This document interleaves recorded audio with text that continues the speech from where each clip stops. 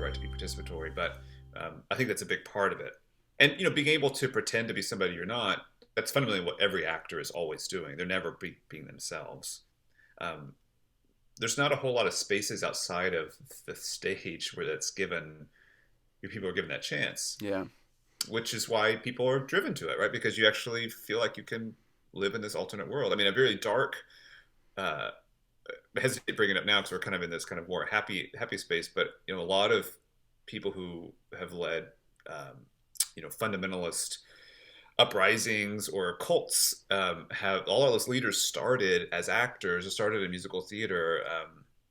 David Koresh, Warren Jeffs. I mean, there's a lot of these folks What? who started in these spaces. And so in some ways, musicals or the theater more broadly can really invite you to live in a world you don't live in yet. And Huh. so that's the secret ingredient to becoming a charismatic leader, about, showing somebody that you have a ticket into a different way of existing, and you want to bring people along with you.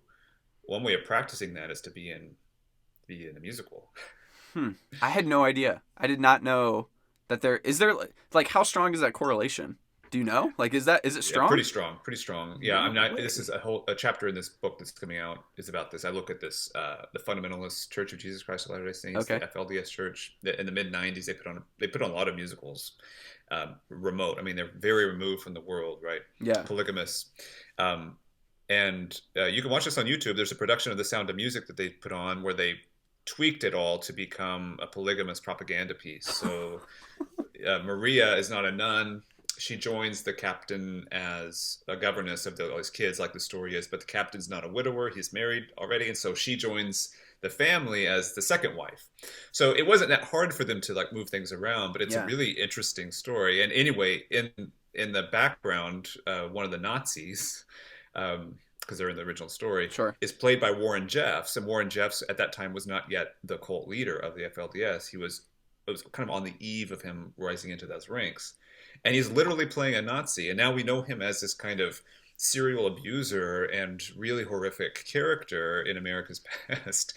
And he's in musical theater and, Oh just man. kind of getting his kicks, truly playing a fascist. And so I do in that chapter talk quite a bit about how fundamentalism is connected to theater more broadly, and look at David Koresh, look at Applegate. Oh gosh, the names are escaping, but there's a number Sure. of figures who are deeply entwined in that. That that is crazy. So I don't know, man. There's like also a correlation in what we're talking about with people taking on the characters that they play in musical theater. Be careful what you try out for, people.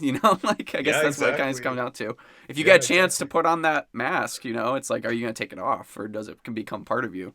It's Fascinating. true. Yeah, You it's know, true. I also think that there might be something to that though, because you look at these. I've heard interviews where people talk about, and this is true just in acting in general, where they kind of take on. It becomes like Heath Ledger comes to mind. Okay, Hmm. how much did he become the Joker? Like I mean, we all know how that story ended, which is horrific. But he just like lived in a motel and would just write the most horrific things in this notebook, Hmm. trying to become this character.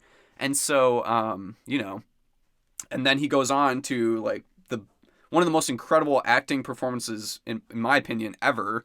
And then it went too far, and so like that was the price. But that's fascinating. I wonder what the if there's like any studies on that or anything, the psychology of that. Mm. It's got to be powerful. I mean, I think I don't know sure if there are studies about it, but I think about this even just everyday people. Like there is an argument that we're always like, is there a singular self hmm, within you, or is it a kind of a plurality of selves depending on who you're talking to? And I think if we had to admit, we at least have a different language, and we talk to our parents versus our friend or a spouse or your kids, or we do have a sense of, okay, there's a different face of us, maybe thousands of them, and what we choose to lead with and believe as being like who I really am may just be a dominant form of this multiple selves.